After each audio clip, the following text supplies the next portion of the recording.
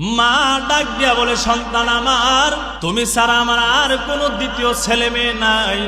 আমি মা বড় অন্ধ, দেখাশোনা করার মতো কেউ নাই। হজে যাবা, আমি মা তোমার বাধা দেই না।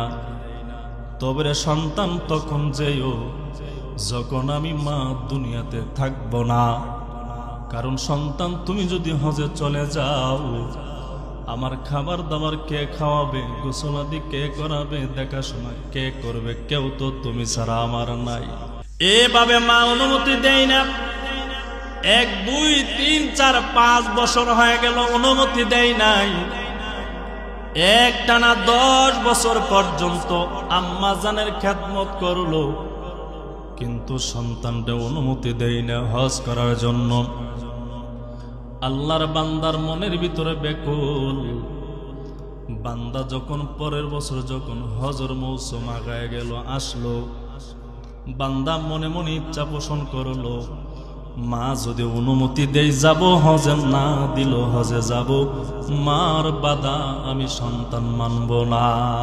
এবার সন্তান আম্মা জানের কাছে আসিয়া ডাক দিয়া বলে, আম্মা জান, 10 বছর ধরে ধরে আপনার কাছে অনুমতি চাই।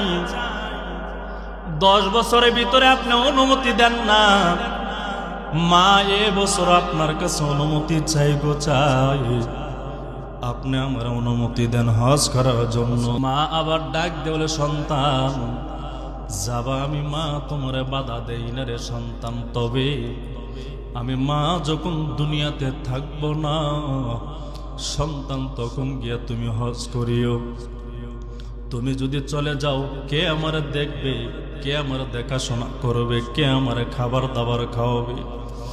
আমি মা দেখি না, 2টা চোখ আমার অন্ধ হয়ে আছে। সন্তান কপাল পোড়া ডাক দিয়ে বলে, মা অনুমতি যদি দাও যাব, অনুমতি না দিল আমি আজকে বাধা মানব না, তারপর আমি হজে যাব।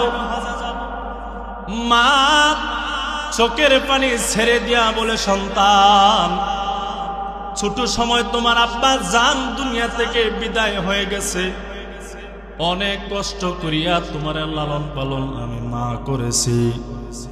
সন্তান তুমি যেও না। সন্তান কপাল পোড়া মানে নাই। সন্তান ঘর থেকে মার অনুমতি না নিয়ে বের হয়ে গেল। অন্ধ মা আর সহ্য করতে পারে নাই। আসমানের দিকে মাথাটা উঠাইয়া চোখ বেয়ে আম্মা জানের পানি পড়তেছে, গাল বেয়ে গেছে, বুক পর্যন্ত ভেসে গেছে।